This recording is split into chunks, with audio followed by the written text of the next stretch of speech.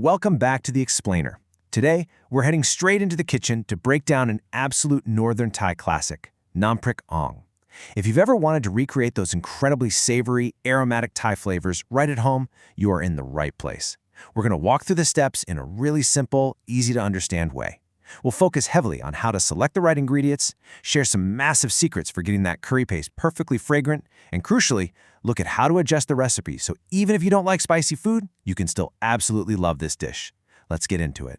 So, what is the ultimate goal here? Well, the source material perfectly describes what you should experience when you take that very first bite. Sour, sweet, and a hint of salt. The perfect bite. We are definitely not aiming for some aggressive, overwhelmingly pungent flavor. Not at all. We want a harmonious symphony.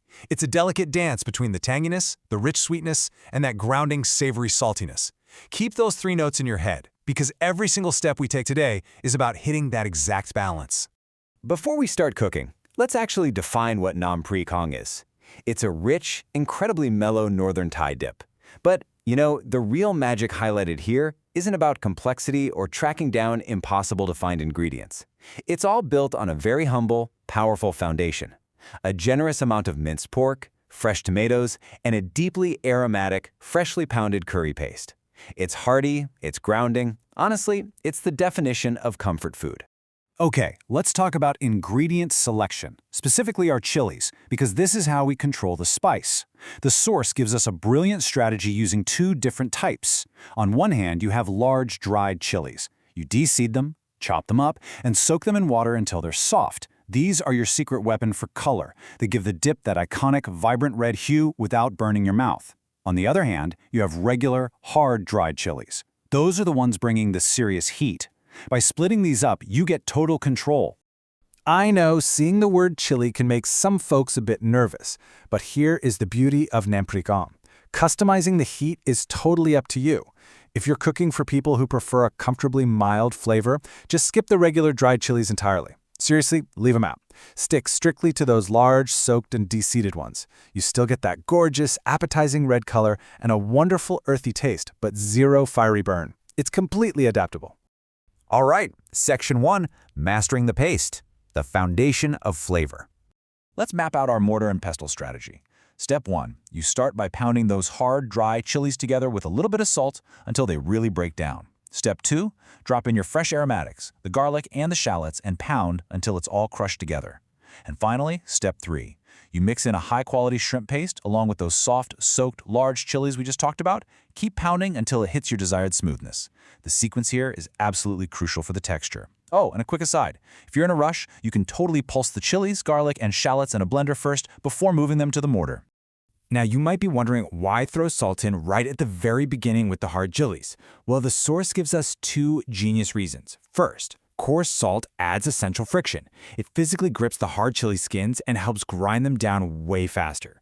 Second, and trust me, this is a lifesaver. If you throw watery shallots into a mortar with hard chilies and start whacking away, you're going to create a messy splash zone, and nobody wants spicy chili juice flying into their eyes. So salt and dry chilies first, for sure. Before we move to the stove, here are two massive secrets from the source material to make your paste incredibly aromatic. First off, do not pound all your garlic. Hold about half of it back so we can fry it later. Second, and this is a literal game changer, once your paste is perfectly pounded, add your raw minced pork directly into the mortar and mix it thoroughly right into the paste before you cook it. Pre-mixing ensures every single bite of that meat is deeply saturated with that incredible flavor. Moving on to Section 2, the sizzle. Time to bring this dip to life. Okay, over to the stove.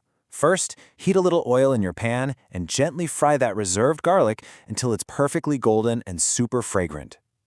Next, drop in that wonderful pork and curry paste mixture you just prepped. Now, stir-fry this continuously over low heat until the pork is cooked. That low heat is vital. It gently coaxes out the rich, aromatic oils from both the pork and the paste without burning anything. You will literally know it's ready when the meat changes color and the entire kitchen smells amazing. Let's look at how we actually build that ultimate flavor goal we talked about at the start. Here's our flavor map. For that sour note, we're using the natural acidity of Sida tomatoes, which are a specific Thai variety, plus a splash of concentrated tamarind juice. For the sweet, we go with palm sugar because it gives this deep, rich, caramelized sweetness instead of a harsh sugar spike. And for the salty umami punch, we're relying on that high-quality shrimp paste we pounded into the base. It's all about balancing these specific elements. So, the pork is cooked through. Now we layer those flavors. The source is very specific here. Stir in your seasonings first. Get your palm sugar and tamarind juice in there and mix them until the sugar is totally dissolved into the meat. Only after that season do you toss in your Sida tomatoes. Just keep stirring over the heat until those tomatoes break down, get super soft and mushy, and melt right into the savory pork. Now, right about here, as you're stirring, you might have a moment of panic. You might look at the pan and think, uh-oh, is this dip looking a little too dry? Should I be dumping a cup of water in here right now? Trust me, this is the most common troubleshooting question when you make this for the first time. The answer? Just be patient. Seriously, step away from the water glass. As those cyanide tomatoes heat up and break down, they are going to release a ton of their own natural, flavorful juices. Letting the tomatoes do the work naturally gives you a rich, highly concentrated sauce instead of a watery, diluted one. I mean, if you really love a soupy dip, sure, add a splash of water, but trusting the tomatoes gives you way better flavor. All right, the tomatoes have melted down. Now we face the final and, honestly, most critical hurdle. You've got to grab a spoon, taste your creation, and ask yourself, does this actually need more salt? Nailing the saltiness is what takes this from a good dip to an unforgettable one, but you have to be super careful here. Here's why you need to be careful. Every single brand and batch of shrimp paste is completely different. Some are aggressively salty, while others are pretty mild. Because the shrimp paste in your base is already bringing a massive amount of salt and umami to the party, you absolutely must taste the cooked dip first before you blindly add anything else. If you taste it and it's missing just a little something, only then should you adjust with a tiny pinch of regular salt. Okay, your dip is perfectly balanced. Now it's time to build the perfect plate. You really don't eat Nam Phrik Ong on its own. It's meant to be a fun, shared experience. So serve that rich, warm dip right in the middle of a vibrant platter of fresh, crisp veggies, think cucumbers and cabbage, along with some lightly boiled greens. And of course, you absolutely need a generous serving of warm, sticky rice, though honestly, steamed jasmine rice works beautifully too. Just scoop it all up and enjoy. I want to quickly point out this number, 7.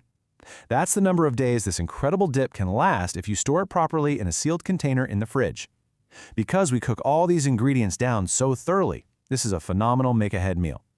You could totally spend a Sunday afternoon making a big batch and then have these vibrant, deeply flavorful meals ready to go for the entire week. So, we've covered the simple techniques, the flavor balancing act, and those aromatic secrets right from the source material. Now it's all on you. My final question is, will you be making your Nam Phrik Ong fiery hot with those regular dried chilies? Or are you going to keep it comfortably mild and just lean into that savory warmth? Whichever way you go, it's going to be a fantastic bowl of comfort. Thanks so much for joining me for this explainer, and have an amazing time bringing these Northern Thai flavors into your kitchen.